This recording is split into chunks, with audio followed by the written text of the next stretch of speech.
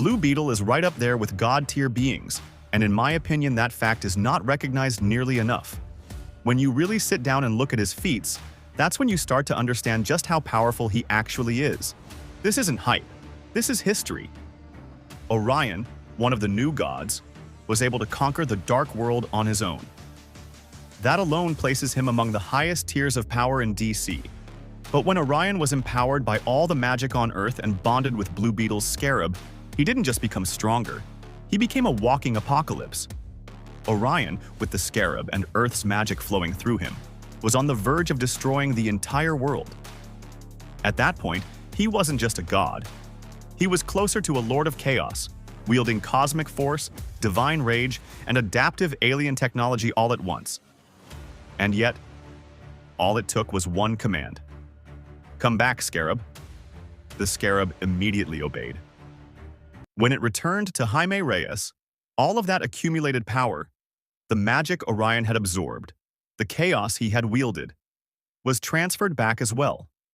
Jaime didn't just get the scarab back, he inherited everything it had learned, adapted to, and stored. That version of Blue Beetle went on to fight Dr. Fate, the Lord of Order, as an equal. Let that sink in. Dr. Fate is one of the most powerful magic users in DC history. He represents cosmic order itself. And Blue Beetle didn't get instantly erased.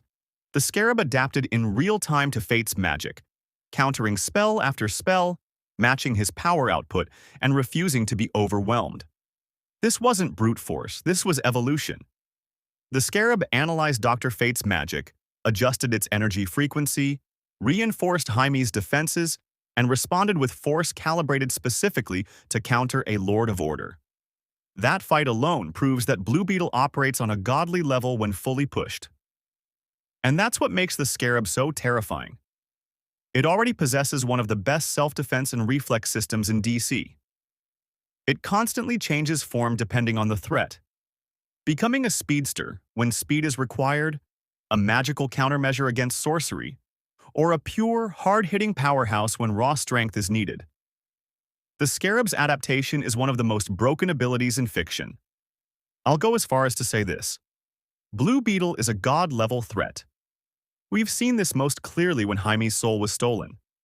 The scarab immediately entered full defensive mode, took over completely, and adapted specifically to dominate a magic user, even without Jaime's conscious control. That means knocking Jaime out doesn't end the fight. The scarab keeps going. Telepaths? They're useless. The scarab isn't organic. It's a hyper-advanced sentient weapon. If Jaime's mind is compromised, the scarab simply assumes control and continues the battle with maximum efficiency. That's what makes Blue Beetle such a nightmare matchup. Even if you beat Jaime, you still have to fight the scarab. And yet, people rarely talk about these feats the way they do with Superman, Thor, or other top-tier characters. The scarab's adaptation is busted. Speed? Covered.